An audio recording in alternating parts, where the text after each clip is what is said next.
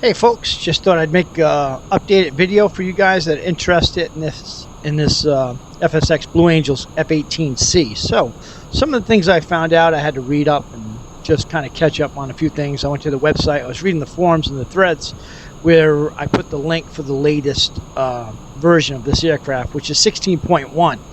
The very first video that I actually made with this aircraft, I was using version 15.2, heavily modified by me. One of the issues that I noticed right away was when I installed version 16.1, I started trying to tweak stuff, is that the landing gear, the nose wheel, was no longer aligned, and even though the rear landing gear looked correct, the aircraft was bouncing when I was doing carry ops. It wasn't doing that when I was using the older version 15.2. So after looking at some things, making a few changes, I didn't see anything really happen. What I actually did was I went in and copied the contact points for the landing gear from version 15.2 and replaced the 16.1 information with the older contact point information. And that, as you can see, if you look at the other video, the last two videos where I'm doing 16.1, you'll see that this front nose gear was way down by the rim, sunk into the deck, and the aircraft was bouncing on the carrier, which it wasn't doing when I was using version 15.2. So whatever went on, I'm not exactly sure. I went ahead and just replaced the contact points of the latest version 16.1 with the older 15.2, and so far it's been fine. Let's get back in the cockpit because a couple of things I want to tell you. It turns out that the flight control system by default is activated, which is probably the reason why the aircraft wants to pull straight up and it seems to be unstable for whatever reason at different parts.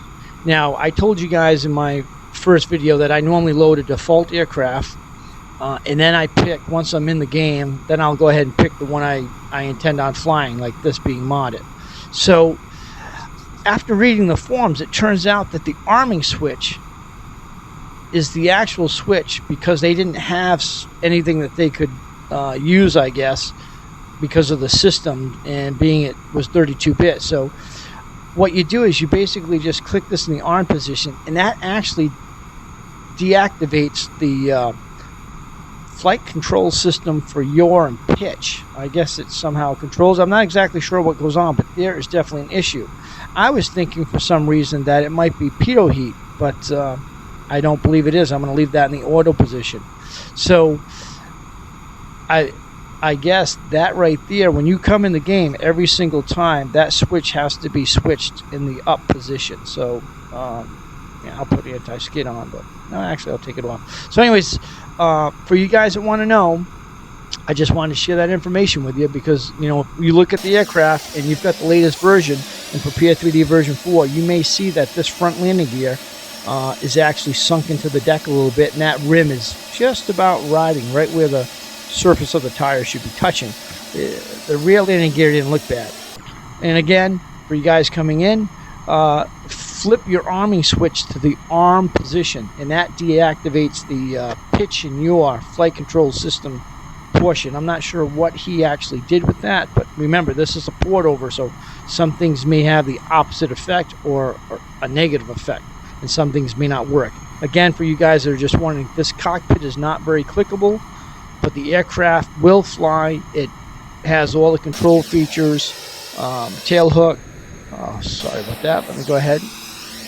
You see the tail hook, air brake. You can see the control surface is moving. Let's go ahead and clean it up a little bit. And very nice aircraft.